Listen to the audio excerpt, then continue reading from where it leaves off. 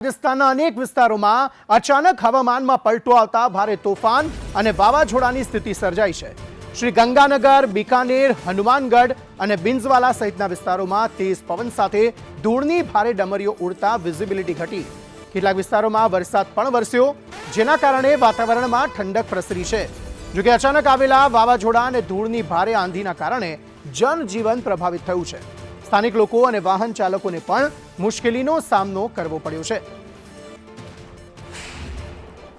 રાજસ્થાનના વાતાવરણમાં અચાનક મોટો પલટો આવ્યો છે। રેતીનું તોફાન જે છે તે અહીં જોવા મળી રહ્યું છે। આસપાસ વિઝિબિલિટી સાવ ઘટી ગઈ તે પ્રકારની સ્થિતિનું નિર્માણ અહીં થયું છે। જનજીવન સાવ અસ્તવ્યસ્ત થયેલું જોવા મળ્યું છે। રાજસ્થાનના વાતાવરણમાં આ રીતે અચાનક જ મોટો પલટો આવ્યો છે।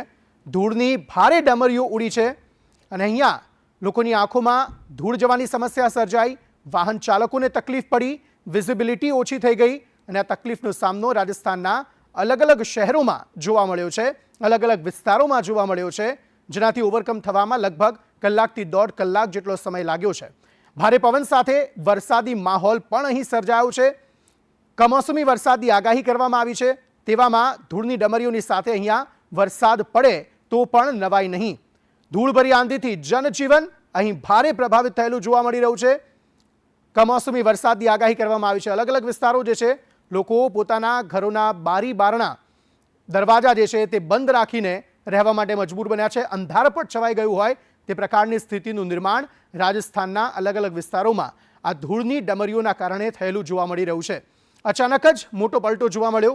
હવામાન વિભાગ દ્વારા વરસાદની આગાહી કરવામાં આવી હતી, પરંતુ આંધી આવશે તેની આગાહી નહોતી કરવામાં આવી, પરંતુ અચાનક જ વાતાવરણમાં પલટો આવ્યો અને અહીંયા ધૂળની ડમરીઓ ઉડવા લાગી, ભારે પવન ફૂંકાયો અને ત્યાં રેતીનું તોફાન જે છે તે અહીં જોવા મળ્યું। બીકાનેર, શ્રી ગંગાનગર, હનુમાનગઢ આ અલગ અલગ એવા વિસ્તારો છે કે જ્યાં પરિસ્થિતિ અસામાન્ય થઈ ગઈ। વાહન ચાલકોને તકલીફ પડી, એક વાહનમાંથી બીજા વાહનને જોવામાં તકલીફ પડી રહી હતી, વિઝિબિલિટી સાવ ઝીરો થઈ ગઈ હતી, તે પ્રકારની સ્થિતિનું નિર્માણ થયું હતું। સેન્ડ સ્ટ્રોમના કારણે લોકોને અપીલ કરવામાં આવી કામ વગર બહાર ન નીકળવું।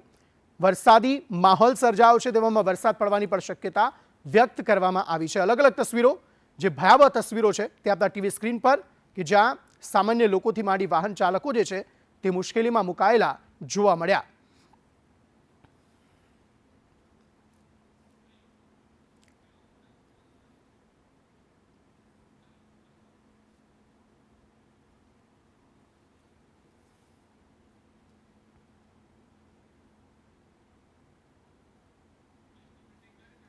बीकानेर, श्री गंगानगर, हनुमानगढ़ अलग अलग विस्तारों के जहां सेंड स्ट्रोमनी स्थिति जोवा मળી, કે જ્યાં આંધી તોફાનની સાથે ધૂળની ડમરીઓ ઉડી હતી।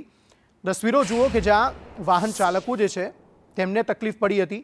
આ તોફાનના કારણે અંધારપટ છવાયું હતું। ભર ગરમીમાં વાતાવરણમાં ચોક્કસપણે થોડી ઠંડક થઈ હતી, પરંતુ આ સ્થિતિનું નિર્માણ એ રીતે થયું કે વિઝિબિલિટી સાવ ઘટી ગઈ। उत्तर राजस्थान में भारे आंधी और तोफान, गंगानगरना हनुमानगढ़ भारे आंधी, चूरू में पण तेज पवन साथ धूळनी आंधी जोवा मळी। 80 किलोमीटर प्रति कलाकनी झड़पे पवन फूंकायो। धूळनी आंधी मध्य राजस्थान तरफ आगळ वधी रही है।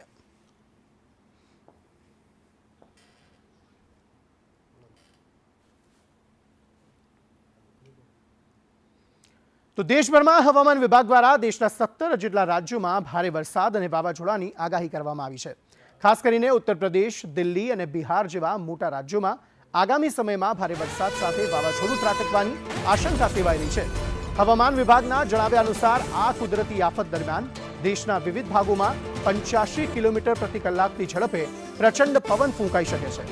વાવાઝોડા અને ભારે વરસાદની આગાહીને પગલે તમામ પ્રભાવિત રાજ્યોમાં તંત્ર દ્વારા હાઈ એલર્ટ જાહેર કરી દેવામાં આવ્યું છે અને નાગરિકોને પણ સાવચેત રહેવા અપીલ કરવામાં આવી છે।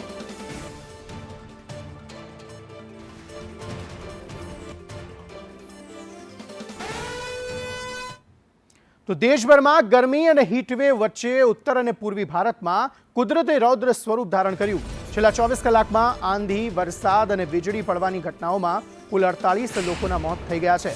સૌથી વધુ અસર ઉત્તર પ્રદેશમાં જોવા મળી છે, જ્યાં 31 લોકોએ જીવ ગુમાવ્યા છે। જેમાં સહારનપુરમાં 10 વાહનો તણાઈ જવાની ઘટના મુખ્ય છે. તો બિહારમાં 17 અને ઝારખંડમાં 4 લોકોના મોતની માહિતી સામે આવી. ઉપરાંત રાજસ્થાન, પંજાબ, મધ્યપ્રદેશ અને પહાડી રાજ્યોમાં પણ ભારે વરસાદ, ઓળા અને તેજ પવનનું એલર્ટ જારી કરવામાં આવ્યું છે. આઈએમડીની આગાહી મુજબ આગામી 7 દિવસમાં ચોમાસું કેરળમ પહોંચી શકે છે, પરંતુ આ વર્ષે દેશના સરેરાશ કરતાં ઓછો વરસાદ થવાની શક્યતા છે. વહીવટીતંત્ર દ્વારા તમામ રાજ્યોમાં એલર્ટ જાહેર કરવામાં આવ્યું છે.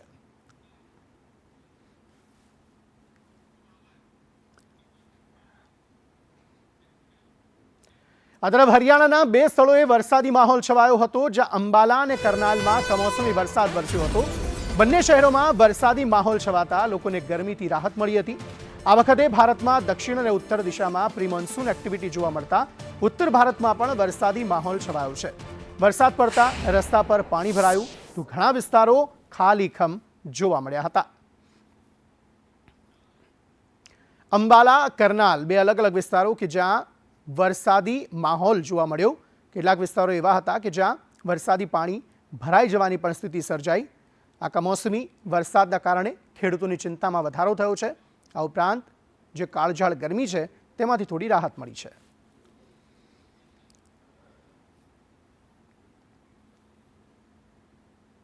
તો પંજાબના પઠાણકોટમાં કરા સાથે વરસાદ પડ્યો. ભારે પવન સાથે વરસાદ અને કરા પડતા વહેલી સવારથી જ વાતાવરણમાં ફેરફાર જોવા મળ્યો હતો. વરસાદ અને કરાના કારણે વિસ્તારમાં ગરમીમાંથી રાહત મળી છે અને વાતાવરણમાં ઠંડક પ્રસરેલી જોવા મળી.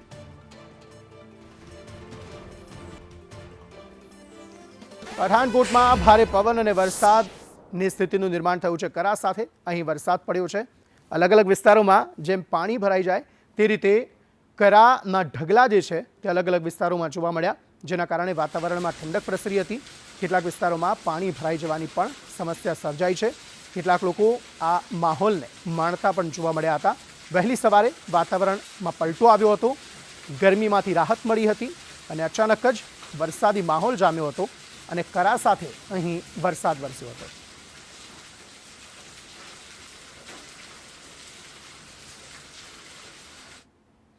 તો કેરળમના તિરુવનંતપુરમમાં વરસાદી માહોલ છવાયો, જ્યાં રસ્તા પર પાણી ભરાતા વાહનોની ગતિને જાણે બ્રેક લાગી ગઈ હતી. દરરોજ પૂરપાટ ઝડપે દોડતા વાહનો રસ્તા પર ધીમી ગતિએ જતા જોવા મળ્યા. વાતાવરણમાં પણ ઠંડક પ્રસરી હતી. ધોધમાર વરસાદમાં લોકો છત્રી લઈને રસ્તા પર નીકળ્યા હતા. હવામાન વિભાગે આ વર્ષે ચોમાસું થોડું પાછળ ખેંચાશે તેવી જાહેરાત કરી હતી, પરંતુ પ્રી મોન્સૂન એક્ટિવિટીને પગલે કેરળમાં વરસાદી માહોલ જોવા મળી રહ્યો છે. આગામી દિવસોમાં પણ ઉત્તર અને દક્ષિણના રાજ્યોમાં વરસાદ પડી શકે.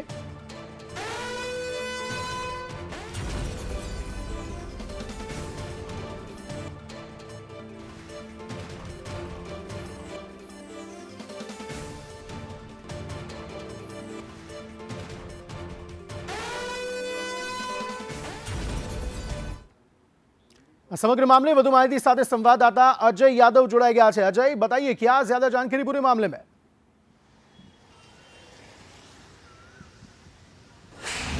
देखिए, मौसम विभाग की तरफ से जिन 17 राज्यों में आंधी बारिश का अलर्ट जारी किया गया है उसमें एक दिल्ली भी है. तो सबसे पहले मैं दिल्ली का नज़ारा दिखाना चाहूँगा. आप देख सकते हैं कि अभी जो सूरज है दिल्ली में डूब चुका है, जबकि ये सूरज के एक तरह से दिखने का समय है. लेकिन यहाँ पे अभी थोड़ी देर पहले हल्की बारिश हुई है. इसकी वजह से न सिर्फ मौसम सुहाना हो गया है बल्कि लोगों को गर्मी से राहत मिली है. बिजली भी कड़कती हुई यहाँ पे दिखाई दी. तेज़ हवाएं भी फिलहाल अभी भी चल रही हैं, लेकिन मौसम विभाग की तरफ से कहा गया था कि 40 से 50 किलोमीटर से ज़्यादा किलोमीटर प्रति घंटा की रफ्तार से यहाँ पे हवाएं बह सकती हैं. लेकिन मौसम विभाग की तरफ से जो 17 राज्यों के लिए जो अलर्ट जारी किया गया है उसमें भी यही कहा गया है कि बारिश के साथ साथ न सिर्फ बिजली कड़कती हुई दिखाई देगी बल्कि उसकी चपेट में लोग आ भी सकते हैं और तेज़ हवाएं भी चलेगी. और तेज़ हवाओं में कुछ राज्यों के लिए 70 से 80 किलोमीटर प्रति घंटे की रफ्तार से हवाएं या तो कह सकते हो तूफान चलता हुआ दिखाई देगा. और इसका असर भी एक दिन पहले भी खुद बिहार में देखने को मिला कि वहाँ पे भी बड़ी संख्या में लोग बिजली गिरने से या आधी तूफान की वजह से लोगों की मौत हुई है. तो इसी तरह से ये भी अनुमान लगाया जा रहा है कि मौसम विभाग की तरफ से जो कहा गया है कि 17 राज्यों में जो बारिश के साथ आंधी चलेगी वहाँ पे भी कैजुअलिटी हो सकती है। तो इसलिए मौसम विभाग की तरफ से एडवाइजरी भी जारी की गई है कि लोग कहीं न कहीं ऐसे मौक़ों पे पेड़ के नीचे ना जाएं या कमज़ोर घरों के नीचे ना जाएं, ताकि किसी तरह के नुकसान से बचा जा सके या सुरक्षित स्थानों पे जाएं। लेकिन देश के बहुत सारे हिस्सों में देखने में ये आ रहा है कि इस अलर्ट की वजह से इस बदले मौसम की वजह से कई सारे जगहों पे बारिश हुई है, उसका नुकसान भी हुआ। कुछ सहारनपुर में इससे 10 से ज़्यादा गाड़ियाँ बहती हुई दिखाई दी हैं और कुछ लोगों की मौत हुई है। इसी तरह पंजाब में भी बारिश का असर देखने को मिला है। हालांकि अभी मौसम जो है जो दस्तक देना है जिसको केरल में, वो अभी तक दस्तक नहीं दिया है, लेकिन केरल में भी बारिश देखने को मिली है और कई सारे इलाके जो है पानी में डूबे हुए नजर आए। ट्रैफिक भी स्लो नजर आया, लोग छाता लगा के चलते हुए नजर आए। बहुत बड़े पैमाने पर बारिश नहीं हुई है, लेकिन बारिश हुई है। लेकिन जिन 17 राज्यों की बात करें तो बिहार से लेकर पंजाब तक सारे राज्य हैं। इसी तरह से मध्य प्रदेश से लेकर के उड़ीसा तक, आंध्र प्रदेश तक राज्य है। और खास करके तमिलनाडु की अगर बात करें तो उस साउथ इंडिया के जो राज्य हैं वहां पर बारिश का अलर्ट नहीं है, लेकिन उत्तर भारत के अधिकतर राज्यों के लिए बारिश का अलर्ट है। जी शुक्रिया अजय, सारी जानकारी देने के लिए।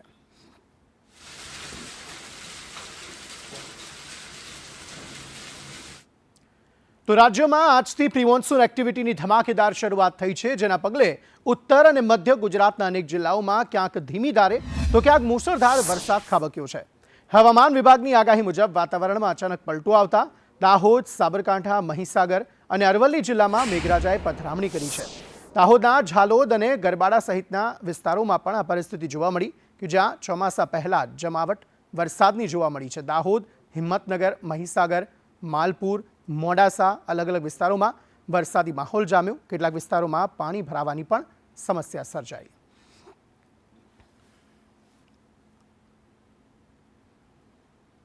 દાહોદ જિલ્લાના વાતાવરણમાં પલટો આવ્યો છે અને અનેક વિસ્તારોમાં કમોસમી વરસાદની એન્ટ્રી થઈ છે। જિલ્લાના ઝાલોદ, લીંબડી, ગરબાડા, સંજેલી, દાહોદ અને ધાનપુર સહિતના પંથકોમાં મેઘરાજાએ પથરામણી કરી છે। ગરબાડાના પાંચવાડા, બોરિયાલા તેમજ સંજેલીના કોટા, જસુણી અને ચમારિયા જેવા ગ્રામ્ય વિસ્તારોમાં વરસાદી ઝાપટા પડ્યા છે। છેલ્લા ઘણા સમયથી પડી રહેલી ગરમી અને ઉકળાટ વચ્ચે અચાનક વરસાદ પડતા સમગ્ર પંથકના વાતાવરણમાં વ્યાપક ઠંડક પ્રસરી ગઈ છે।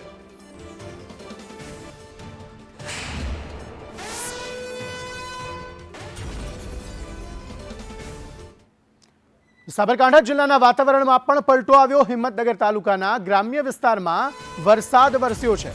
કાકોલ, કંપા, પીપળી કંપા, બળવંતપુરામાં વરસાદ વરસ્યો। કંપા, હડિયોલ, મહેતાપુરા, લાલપુરમાં પણ વરસાદ વરસ્યો છે। વરસાદ પડતા રોડ પર પાણી ફરી વળ્યા। સાબરકાંઠા જિલ્લાવાસીઓને ગરમીથી રાહત મળી। ઠંડા પવન ફૂંકાતા વાતાવરણ ઠંડુગાર બન્યું છે।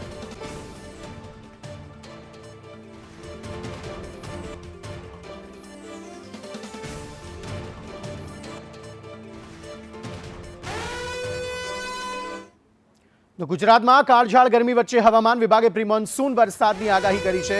સાયક્લોનિક સર્ક્યુલેશન સક્રિય થતા આજથી 4 જૂન સુધી રાજ્યમાં ગાજવીજ અને પવન સાથે વરસાદ પડવાની શક્યતા છે। આ દરમિયાન 50 થી 60 કિલોમીટરની ઝડપે તોફાની પવન ફૂંકાઈ શકે।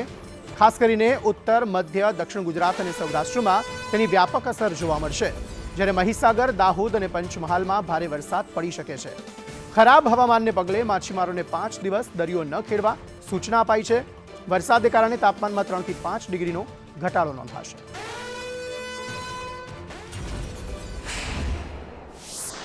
डे 2 के लिए हेल स्टॉर्म की वार्निंग है और डे 2, डे 3 और डे 4 के लिए गुजरात रीजन में ऑरेंज अलर्ट जारी है और बाकी दिनों के लिए और साथ में सौराष्ट्र रीजन के लिए येलो अलर्ट जारी है। और हैवी रेनफॉल की बात करेंगे तो डे 2, डे 3 और डे 4 में गुजरात रीजन में हैवी रेनफॉल की वार्निंग है आइसोलेटेड प्लेसेस पे। और जो डिस्ट्रिक्ट हैं जहां पर हैवी रेनफॉल की वार्निंग है डे 2 के लिए वो डिस्ट्रिक्ट है अरावली, महीसागर, दाहोद और पंचमहल। और डे 3 के लिए साबरकांठा, अरावली, महीसागर, दाहोद, पंचमहल और छोटा उदयपुर। तो क्रिकेट प्रेमीओ माटे अत्यंत महत्वनी एवी आईपीएल फाइनल मैच पर हवे वरसाद विलन बने तेवुं जोखम तोड़ाई रह्युं छे। आवतीकाले अमदावादना नरेन्द्र मोदी स्टेडियम खाते रमानारी रोमांचक फाइनल मैच में हवामान विभागे खलेल पड़वानी आगाही करी छे। हवामान विभागना अनुसार आवतीकाले अमदावाद में भारे पवन साथे सामान्यथी मध्यम वरसादनी शक्यता रहेली छे। આગાહીને પગલે ક્રિકેટ ચાહકોમાં ચિંતાનું મોજું ફરી વળ્યું. ગ્રાઉન્ડ સ્ટાફ અને આયોજકો દ્વારા પણ મેચને વરસાદથી બચાવવા માટેની તૈયારીઓ પર ખાસ ધ્યાન આપવામાં આવી રહ્યું છે.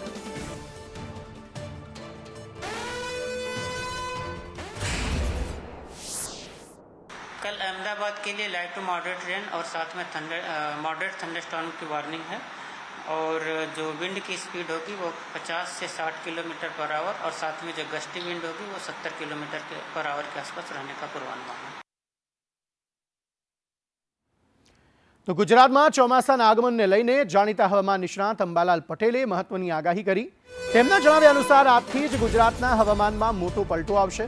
ગુજરાત અને રાજસ્થાનના ઉપરના ભાગોમાં સાયક્લોનિક સર્ક્યુલેશન સક્રિય થવાના કારણે ધૂળની ડમરીઓ અને પવનના તોફાનો સાથે વરસાદી માહોલ જામશે.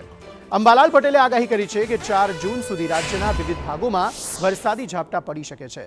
ચોમાસાના વિધિવત આગમન વિશે વાત કરતા તેમણે જણાવ્યું કે 15 જૂનના રોજ ગુજરાતમાં ચોમાસું વિધિવત રીતે બેસી જશે. ત્યારબાદ 20 જૂનથી રાજ્યમાં સાર્વત્રિક વરસાદ શરૂ થશે અને 23 થી 28 જૂન દરમિયાન આખા ગુજરાતમાં મેઘરાજા ધમાકેદાર બેટિંગ કરશે. હમણાં 3 પ્રકારની સિસ્ટમો છે. અરબ સાગરનો ભેજ છે, સાયક્લોનિક સર્ક્યુલેશન છે વચ્ચે અને બંગાળ ઉપસાગરનો ભેજ છે. ઉપરાંત પશ્ચિમ વિક્ષોભની અસર છે, જેના લીધે સાયક્લોનિક સર્ક્યુલેશનના પણ જેની અસરના કારણે આજથી જ હવામાનમાં પલટો આવશે અને 4 જૂન સુધીમાં રાજ્યના ઘણા ભાગોમાં ગાજવીજ અને સખ્ત પવનના તોફાનો સાથે વરસાદ થવાની શક્યતા રહેશે.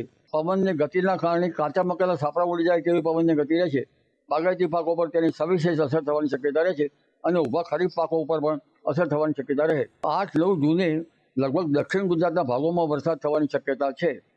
દક્ષિણ ગુજરાતના ભાગો કે દક્ષિણ સૌરાષ્ટ્રના ભાગોમાં વધુ વરસાદ થવાની શક્યતા રહે. પરંતુ તારીખ 20મી જૂને અણધાર્યો વરસાદ થવાની શક્યતા રહેશે એકાએક, અને 23 જૂનથી 28 જૂન વચ્ચે પણ સારો વરસાદ થવાની શક્યતા રહેશે. એટલે રોહિણી નક્ષત્રમાં વાવેતર કરવું સારું રહે. પણ અલ નિનોની દ્રષ્ટિ છે, સેન્ટ્રલ ઇન્ડિયા ઉપર તેની વધારે દ્રષ્ટિ છે, જેના કારણે ગુજરાત ઉપર પણ તેની અસર થવાની શક્યતા રહે. તો બનાસકાંઠા જિલ્લાના વાવ અને થરાદ પંથકમાં આગામી 3 દિવસ ભારે વરસાદની આગાહીને પગલે થરાદ એપીએમસી દ્વારા ખેડૂતો અને વેપારીઓ માટે એક મહત્વપૂર્ણ સૂચના જાહેર કરવામાં આવી. હવામાન વિભાગના અંદાજ મુજબ વરસાદી માહોલ જામવાની શક્યતા હોવાથી ખેડૂતો પોતાની ખેત પેદાશોને નુકસાનથી બચાવવા ખાસ સાવચેતી રાખે તે જરૂરી છે.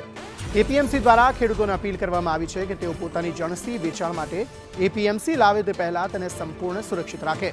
જણસીને વરસાદી પાણીથી બચાવવા માટે શેડ જેવી સુરક્ષિત જગ્યાએ સંગ્રહ કરવા સૂચના અપાઈ.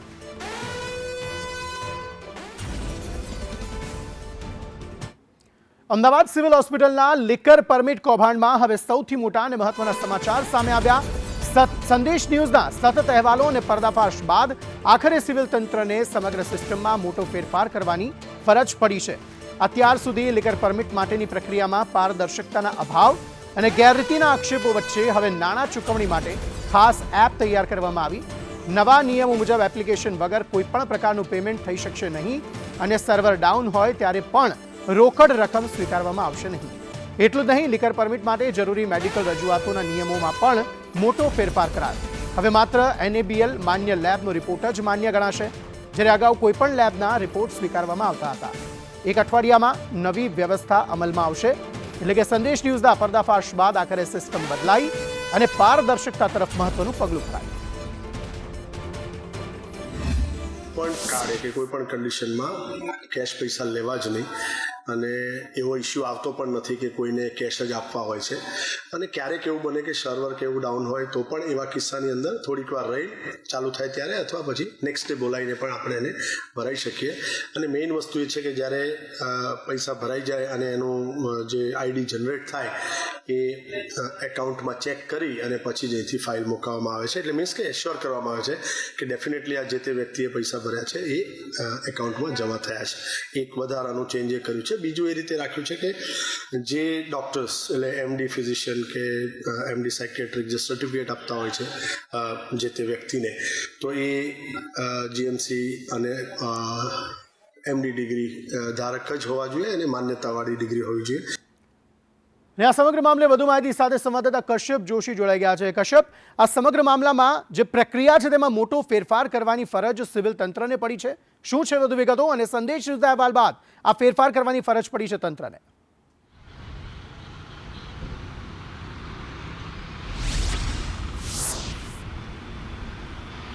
સિસ્ટમ જે છે તેમાં ફેરફાર કરવાની ફરજ પડી છે ને તેનું એકમાત્ર કારણ છે કે આ જે લાલિયાવાડી સિવિલ હોસ્પિટલમાં ચાલતી હતી ને સમગ્ર લાલિયાવાડીનો પર્દાફાશ જે છે તે સંદેશ ન્યૂઝ દ્વારા કરવામાં આવ્યો હતો ને આ ભાંડાફોડ જે થયો ને ત્યારબાદ આ સમગ્ર સિસ્ટમ જે છે તે હવે સિવિલ હોસ્પિટલ તંત્ર દ્વારા ડેવલપ કરવામાં આવી છે. એક એપ્લિકેશન તૈયાર કરવામાં આવી છે ને આ એપ્લિકેશનના માધ્યમથી હવે પરમિટ માટે થઈ અને જે કોઈ ફીના નાણાં લેવામાં આવતા હતા અત્યાર સુધી હવે તે તમામ નાણાં જે છે તે માત્ર ઓનલાઈન આ એપ્લિકેશનના માધ્યમથી જ લેવામાં આવશે અને તેની એક આઈડી જનરેટ થશે. તે આઈડી અંગેનું એકાઉન્ટમાં ચેકિંગ કરવામાં આવશે ને ચેક થઈ ગયા બાદ જ ફાઇલ જે છે તે આગળ મૂવ કરવામાં આવશે. આ નવી સિસ્ટમ આખી જે છે તે ડેવલપ કરવામાં આવી છે જેથી કરીને હવે આ સમગ્ર પ્રક્રિયા જે છે તે પારદર્શક રીતે થઈ શકે. એક બીજો મહત્વનો ફેરફાર સિવિલ હોસ્પિટલ તંત્ર દ્વારા કરવામાં આવ્યો છે કે અત્યાર સુધી જે ફાઇલ આવતી હતી સિવિલ હોસ્પિટલ ખાતે તેમાં ઘણી ફાઇલોમાં હોસ્પિટલ તંત્રને ધ્યાનમાં આવ્યું હતું કે રિપીટેડલી એક જ ડોક્ટર અથવા તો એક જ લેબના રિપોર્ટો જે છે તે આવતા હતા, પરંતુ હવે NABL માન્ય લેબ હશે તેના જ રિપોર્ટને માન્ય રાખવામાં આવશે. સાથે જ MD અને ફિઝિશિયન ડોક્ટર જો હશે, જે માન્ય ડોક્ટર હશે તેના જે સર્ટિફિકેટ આપવામાં આવેલા હશે તેને જ માન્ય ગણવામાં આવશે. અન્ય કોઈ સર્ટિફિકેટ કે રિપોર્ટ જે છે તે માન્ય ગણવામાં નહીં આવે. અત્યાર સુધી કોઈ પણ ડોક્ટરના સર્ટિફિકેટ જે છે તે માન્ય ગણવામાં આવતા હતા અને કોઈ પણ લેબોરેટરીના બ્લડ યુરિન સહિતના જે રિપોર્ટો જે છે તેને માન્ય ગણવામાં આવતા હતા, પરંતુ તે હવે માન્ય નહીં ગણવામાં આવે અને NABL માન્ય લેવો જે છે તેના રિપોર્ટને જ માન્ય ગણવામાં આવશે. તો બીજી તરફ પારદર્શકતા માટે થઈ અને એક એપ્લિકેશન જે ડેવલપ કરવામાં આવી છે તેને આવતા અઠવાડિયાથી લાગુ કરવામાં આવશે અને તેના માધ્યમથી જ આ સમગ્ર પ્રક્રિયા જે છે તે આગળ મૂવ કરવામાં આવશે. છેલ્લા ઘણા સમયથી આ પ્રક્રિયા જે છે તેને હોલ્ડ કરવામાં આવી હતી, કારણ કે આ જે સમગ્ર કૌભાંડ સર્જાયું અને 257 જેટલી આ નકલી રિસિપ્ટો સામે આવી હતી અને તે નકલી રિસિપ્ટો બાદ આખી સિસ્ટમ સુધારવા માટે થઈ અને અત્યાર સુધી આ પ્રક્રિયા નહોતી કરવામાં આવી અને હવે આગામી અઠવાડિયાથી આ જે નવી એપ્લિકેશન ડેવલપ થઈ ચૂકેલી છે તેને અમલી કરવામાં આવશે અને ત્યારબાદ જ આગળની પ્રક્રિયા હાથ ધરવામાં આવશે. આભાર સમગ્ર માહિતી આપવા માટે.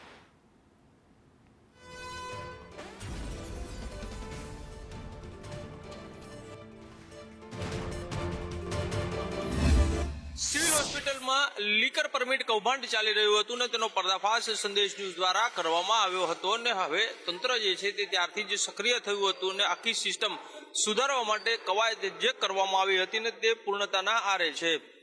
એક એપ્લિકેશન છે તે ડેવલપ કરવામાં આવી રહી છે ને એકાદ અઠવાડિયામાં પેમેન્ટ સિસ્ટમ જે છે તે ઓનલાઈન જ કરવામાં આવશે ને જો સર્વર ડાઉન હશે એવા સંજોગોમાં પણ કેશમાં પેમેન્ટ છે તે નહીં લેવામાં આવે. તો બીજી તરફ ઘણી ફાઇલોમાં એ પણ જોવા મળ્યું હતું કે ડોક્ટર્સ દ્વારા જે ફાઇલોના રિપોર્ટો અહીં મૂકવામાં આવતા હતા અને રિપીટેડલી એક જ ડોક્ટરના રિપોર્ટો છે તે આવતા હતા, ત્યારે હવે જે MD ડોક્ટર હશે તેનું માન્ય સર્ટિફિકેટ હશે તે જ સ્વીકારવામાં આવશે. તો બીજી તરફ બ્લડ કે જે અન્ય રિપોર્ટો હશે કે જે લેબોરેટરીમાંથી આવતા હોય છે ને તે NABL માન્ય લેબોરેટરી હશે તેના જ રિપોર્ટ સ્વીકારવામાં આવશે, જેથી કરી એને ખોટા લોકો પરમિટ ના લઈ જાય. કેમેરામેન ધર્મેન્દ્ર સોલંકી સાથે કશ્યપ જોશી, સંદેશ ન્યૂઝ, અમદાવાદ.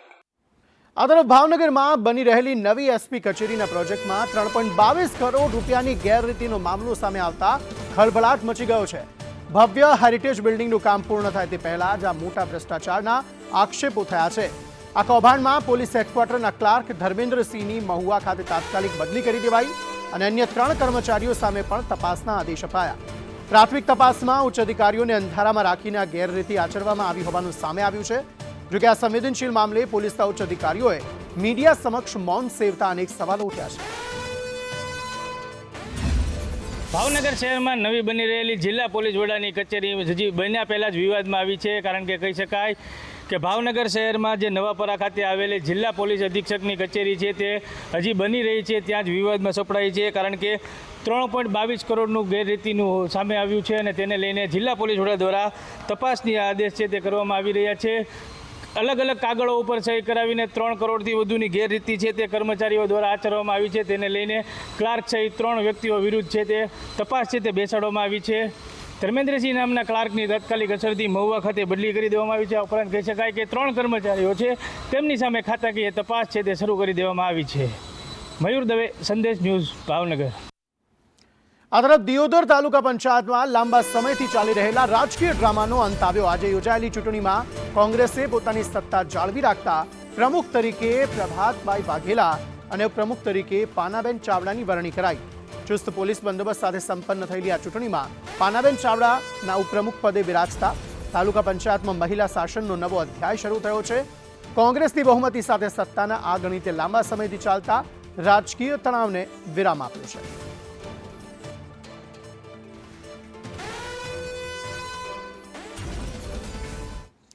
વડોદરા અને આણંદમાં રાજકીય સનસનાટી મચાવનાર આઈબી કોલ કેસનો પોલીસે પર્દાફાશ કર્યો.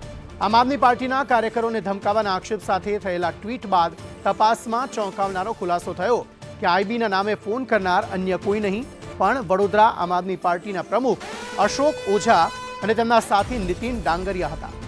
રાજકીય કિન્નાખોરી અને પોતાના જ પક્ષના કાર્યકર કેશવજી ચૌહાણ પ્રત્યેના ડરને કારણે અશોક ઓઝાએ તેમને દિલ્હી ભગાડવા માટે પોલીસ અને આઈબીની ખોટી ઓળખ આપી ધમકાવવાનું કાવતરું રચ્યું હતું.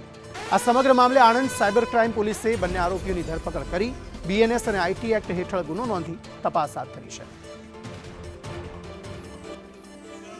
કરોડો રૂપિયા કઈ નથી ગયા કોઈના જેને ખાધા છે ત્યાં જાવ ને તમે કોર્ટને પૂછો અમને નથી ખબર કયા ગુનામાં. અને નીતિન ડોબરિયાએ આ ફોન આવો કરેલો હતો અને આ કોલ એણે બરોડા શહેરના આમ આદમી પાર્ટીના પ્રમુખ અશોક ઓઝાના કહેવાથી કરેલો હતો. અશોક ઓઝાની હાજરીમાં જ અશોક ઓઝાના કહેવાથી નીતિન ડોબરિયાએ આ ફોન આમ આદમી પાર્ટીના બીજા એક નેતા જે દિલ્હીથી હાલમાં બરોડા આવેલા છે પાર્ટીના કામ માટે એવા કેશવ ચૌહાણને કરેલો હતો અને એને ધમકાવેલો હતો.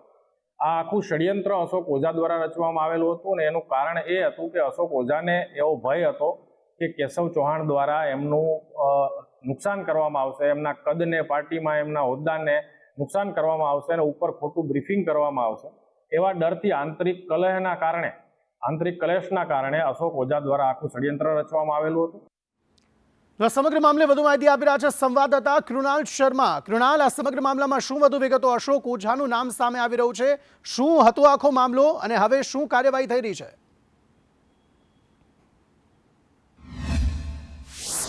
આણંદમાં જે કેશવજી ચૌહાણે આ ફરિયાદ નોંધાવી છે ત્યારે સૌપ્રથમ તો એવું લાગે કે આ કોઈ ડિજિટલ એરેસ્ટની વાત હશે, પરંતુ એવું નથી. આ રાજકીય કિન્નાખોરીની વાત હોવાનું સામે આવ્યું. કેશવજી ચૌહાણે આણંદના સાયબર ક્રાઇમ પોલીસ મથકે ફરિયાદ નોંધાવી હતી કે તેને આઈબી અધિકારીના નામે ધમકાવવામાં આવી રહ્યા છે. આ મામલે આપના જે કેજરીવાલ છે, અરવિંદ કેજરીવાલ, તેમણે પણ સોશિયલ મીડિયા પર પોસ્ટ કરી હતી કે કેટલાક કાર્યકરોને આઈબીના અધિકારીના નામે ધમકાવવામાં આવે છે અને તેમણે એક નંબર 1 પોતાના સોશિયલ મીડિયા પર જાહેર કર્યો હતો.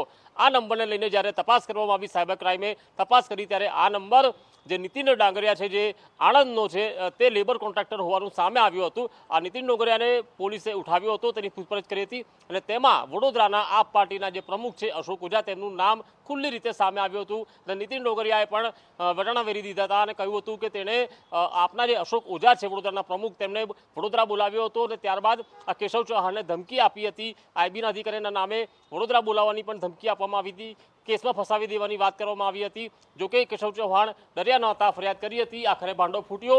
અશોક ઓઝા અને નીતિન પટેલની હાલની ધરપકડ કરી લેવામાં આવી છે. વધુ તપાસ હાથ ધરવામાં આવી રહી છે, પરંતુ કેશવ ચૌહાણને ફક્ત ને ફક્ત એટલા માટે આઈબીના નામે ધમકાવવામાં આવ્યો કે તે ફક્ત વડોદરા એકવાર આવ્યા હતા અને ત્યારે અશોક ઓઝાને એવું લાગ્યું કે તેમનું જે રાજકીય કદ છે તે કદાચ ઓછું થઈ જશે અને તે મામલે જ તેમને ધમકાવવાના પ્રયાસો કરવામાં આવ્યા. એટલે હવે આપ અશોક ઓઝા જે છે આપના પ્રમુખ, તેમની સામે કાર્યવાહી હાથ ધરાઈ રહી છે. આભાર સમગ્ર માહિતી આપવા માટે.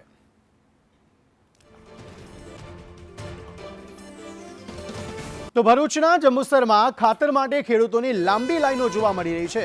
ખરીદ વેચાણ સંઘ ખાતે ખાતરની ભારે અછત સર્જાતા ખેડૂતોની લાંબી લાઈનો જોવાઈ રહી છે.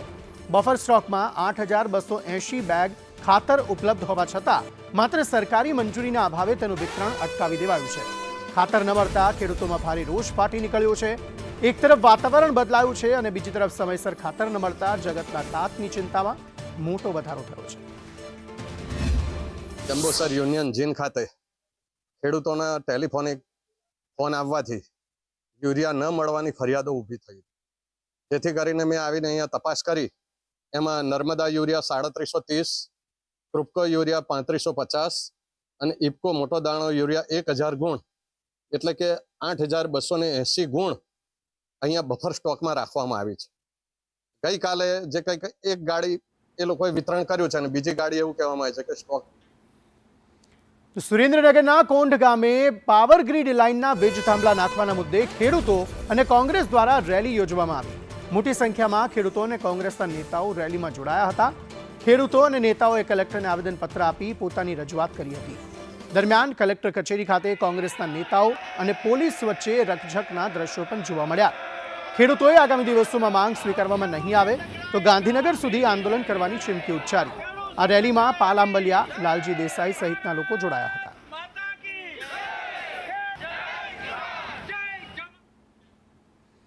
તો હળવદ તાલુકાના દેવીપુર, ચરાડવા અને ગોકુળિયા ગામના ખેડૂતોમાં સિંચાઈના પાણી મુદ્દે ભારે રોષ જોવા મળી રહ્યો છે. મોરબી બ્રાન્ચ કેનાલની માઇનોર D23 કેનાલમાં વર્ષોથી સફાઈ કે સમારકામ ન થતા ઘાસ અને કચરાના કારણે છેવાડાના ખેડૂતો સુધી પાણી પહોંચતું નથી. વારંવાર આ કેનાલ કોઈ સાફ કરવા આવતું નથી અને અમારી પોતે જ અમે અત્યારે સાફ જ કરી કેનાલ, બરોબર, પણ હવે તંત્ર એક ધ્યાન દે કે આ કેનાલ જલ્દી સાફ કરે એવી આ કેનાલ એકદાન સાફ જ નથી, પણ આ 10 થી 12 વર્ષ તો થઈ ગયા કેનાલના. હળવદ તાલુકાની મોરબી બ્રાન્ચ કેનાલ પસાર થાય છે અને આ મોરબી બ્રાન્ચ કેનાલની માઇનોર D23 કેનાલ કાંઠે આપણે ઊભા છીએ અને આ કેનાલ વર્ષોથી અહીંથી નીકળી છે. ખેડૂતો આમાંથી શિયાળું, ઉનાળું અને ચોમાસું જેમાં પણ પાણી છોડવામાં આવે તેમાંથી પિયત માટે પાણી લે છે, પરંતુ કેનાલ સાફ સફાઈ અને રિપેરિંગ નથી થતું અને તેને લઈ ખેડૂતો નિરાશ થયા છે. ખેડૂતોનો આક્ષેપ છે કે રાજ્ય સરકાર અને જે પણ ગ્રાન્ટ આપે છે ગ્રાન્ટ વપરાઈ જાય છે, પરંતુ ખેડૂતોનું રિપેરિંગ અને સમારકામ થતું નથી. તેને લઈ ખેડૂતોને જાતે સમારકામ કરવું પડે છે અને તેને લઈ ખેડૂતોને યોગ્ય ઉત્પાદન પણ નથી મળતો. હાલ ખેડૂતો આક્ષેપ લગાવી રહ્યા છે કે ખોટા બિલ ઉપડી રહ્યા છે અને અધિકારીઓ તેમાં સાંઠગાંઠ પણ ધરાવે છે. જગદીશ પરમાર, સંદેશ ન્યૂઝ, મોરબી. તો ગુજરાત યુનિવર્સિટીની પરીક્ષામાં મોટો છબરડો સામે આવ્યો. ગુજરાત યુનિવર્સિટીની બીકોમ પરીક્ષામાં મોટો છબરડો થયો છે. બીકોમ પરીક્ષામાં યુનિવર્સિટી તંત્રની બેદરકારી ખુલી. વિદ્યાર્થીઓને ખોટું પ્રશ્નપત્ર આપવામાં આવ્યું. પ્રશ્નપત્ર બદલાતા પરીક્ષા કેન્દ્રોમાં હોબાળો થયો. ખોટું પ્રશ્નપત્ર અપાતા વિદ્યાર્થીઓએ હંગામો કર્યો હતો. વિદ્યાર્થીઓના હોબાળા બાદ યુનિવર્સિટીએ ભૂલ સુધારી. વિદ્યાર્થીઓને સાચા પ્રશ્નપત્રો આપવામાં આવ્યા. યુનિવર્સિટીની પરીક્ષા વ્યવસ્થા સામે સવાલ ઉઠ્યા છે.